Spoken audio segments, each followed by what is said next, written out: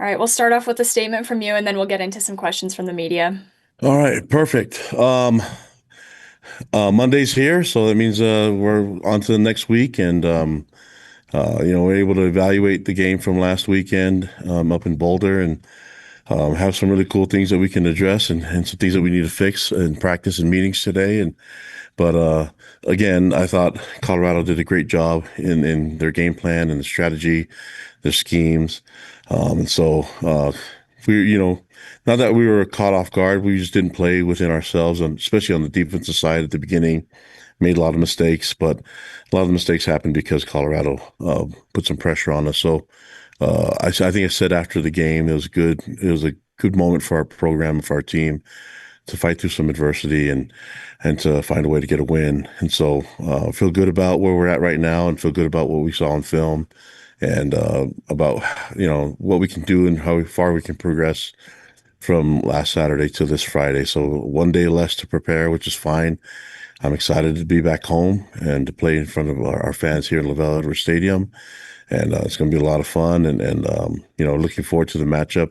West Virginia is a really good team and a lot of talent. I mean, they've been struck down with a lot of injuries, and so I think that hurts any team. We've been part of that happening to us in the program, and so I do know that they have an amazing head coach that is proven, and has connections, and this is his second stint in West Virginia. So, and I admire him, and I've been around him, and have had competed against him quite a bit, and I know he'll have his guys ready, and they'll get guys healthy and back again to play for them this week, and we're looking forward to getting their best shot. I just got to make sure that we give them our best shot too this weekend, and that's going to be the goal. But a lot of respect for West Virginia and them and their fan base, and obviously their coaches and their program. So a lot of talent we see on their team, but more than anything, we got to focus on us being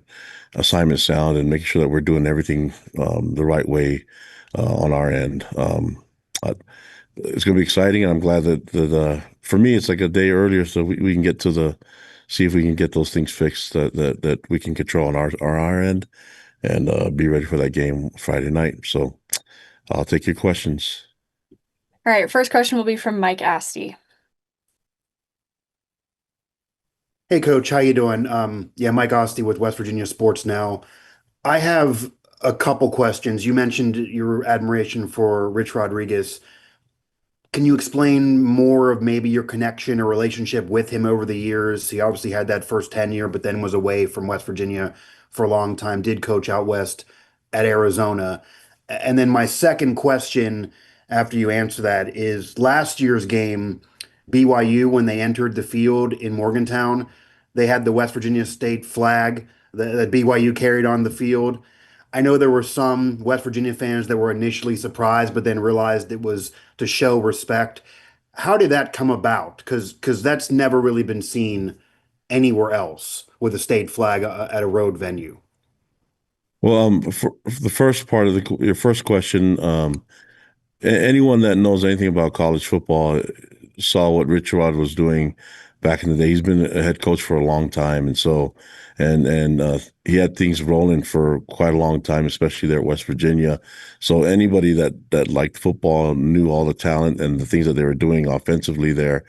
And as a program, he ran a great program, and it's just innovative offense that a lot of programs started to use his stuff. And so he's a innovative and creative coach, and so he's going to try to find ways to get an advantage. And then when he was out here in the West, and we competed against him, I coached against him, and he I mean, the guy makes his mark anywhere that he goes and finds ways to get things going. And I think they've had some bad luck with injuries, and so we have to prepare, because I know he's extremely smart. And you look at his coaching staff; they're all bright, and so this isn't going to be easy. We just have to be ready to make sure that we defend our home ground, and that we can lean on our home crowd to give us an advantage, hopefully. But in regards to the flag, I mean, uh, I come from the LaVell Edwards era, where I played for an amazing head coach who always spoke about respecting your opponents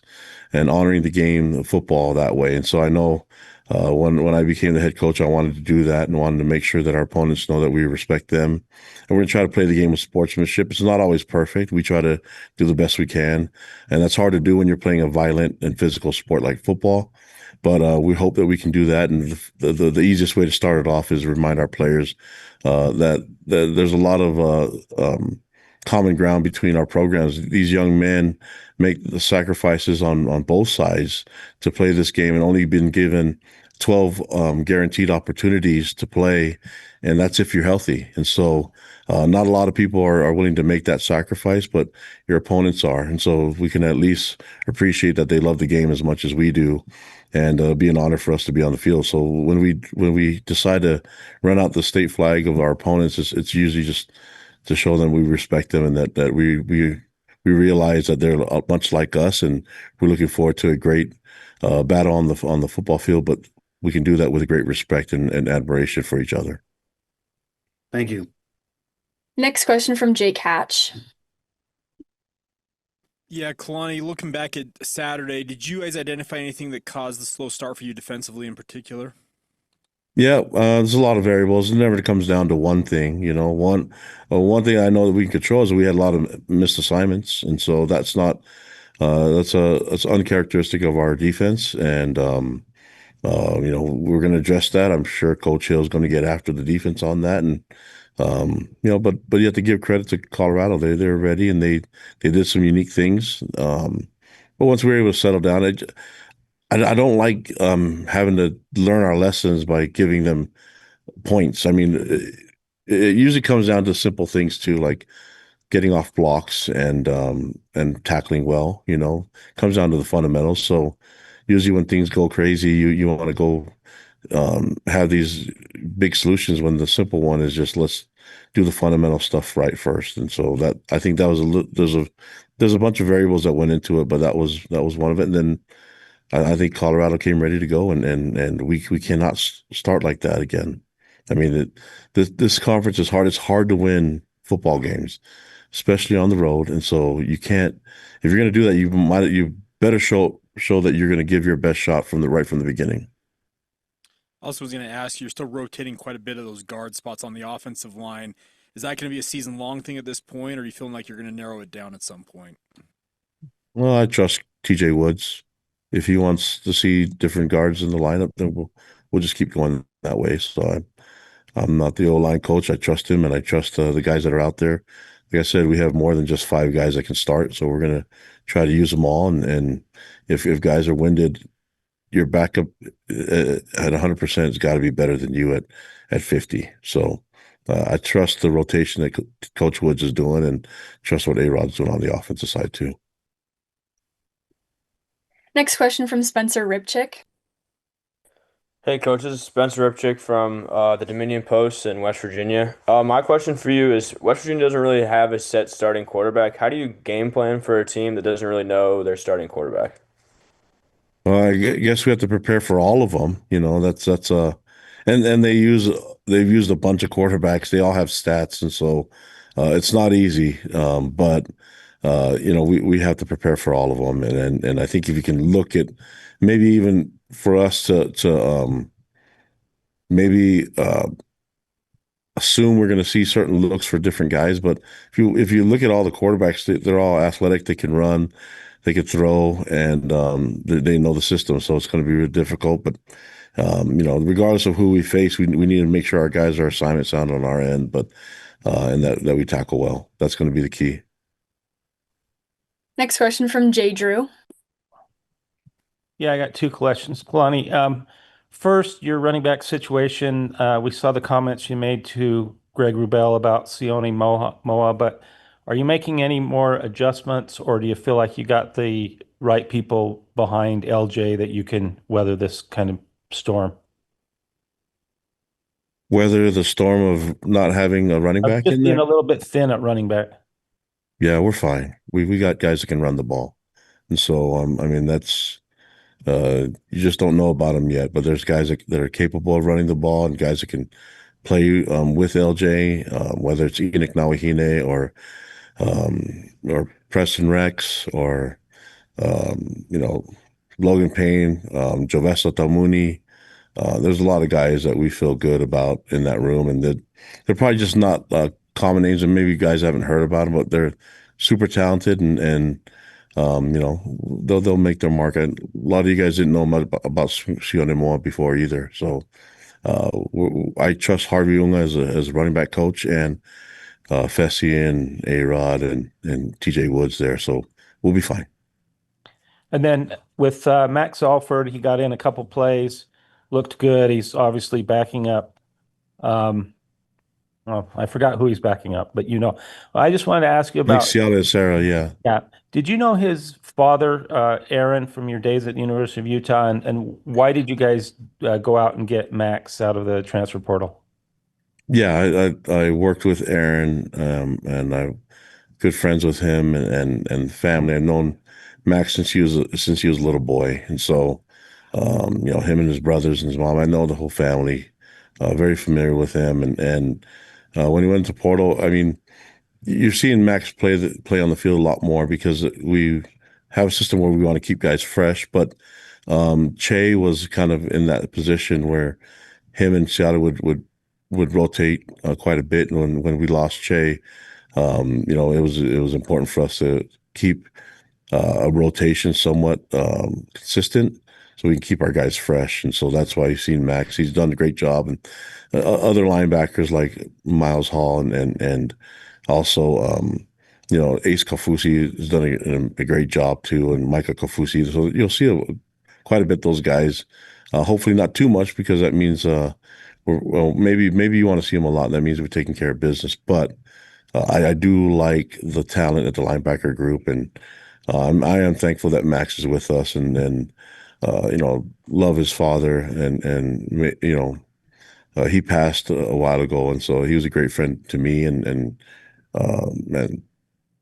Aaron Alford's a great man. I'm glad that I get to coach his son. Next question from Brandon Gurney. I have a question about Bodie Schoonover. Had a pretty significant pass knockdown, listed as a co-starter on this week's depth chart. What strides have you seen from Bodie and just rising to the status he is currently? Well, we've always known that Bodie has a talent to disrupt and do some really good things for us on the D line. I've been really impressed with his progress and things that he's been able to do. I mean, he's so big and he's so fast that he can play D end and can also play inside. And so he had a great game against Colorado, but he's had a great season so far. And when I think we're just barely starting to see what he can really do. I'm excited to see what he can do this game too. But things are starting to really click for him, and give him a lot of credit for how hard he's worked and how much he sacrificed to get to this point. Next question from Mitch Harper. Kalani, just wanted to ask you on the heels of President Russell M. Nelson passing away, just wanted to see if you had any reflections or memories that you connected with President Nelson through your role as the BYU football head coach and maybe his connections when he was here to BYU football. Yeah, of course. Myself, and I think I can speak for millions of others that really appreciate his service and what he's done for us as members of the Church of Jesus Christ of Latter-day Saints. And, the things that he's been able to accomplish as our prophet. And so it's been amazing to hear him speak and the fact that the conference is going to be this weekend and it's going to be different not hearing him speak this time, but the accomplishments that he's been able to get done, and the amount of temples. I think it's 200 temples that have been built and dedicated. And so that combined with all his roles that he's had as a father, grandfather, husband, all those things, it's been really cool for me to see him as a leader. And then it's really, I'm in a really cool spot where I get to meet a lot of the brethren and the general authorities, and so I'll cherish those moments that I've had and with the leaders there, and I'm excited about this weekend and being able to hear from everyone speak. All right, next, last question will be from Jake Hatch. Yeah, Kalani, just wanted you already kind of alluded to what you're expecting from West Virginia and Rich Rod. Do you have experience, if I'm not mistaken, going up against him as a defensive coordinator when you were at Utah? Does that help you at all in terms of preparing for a game like this?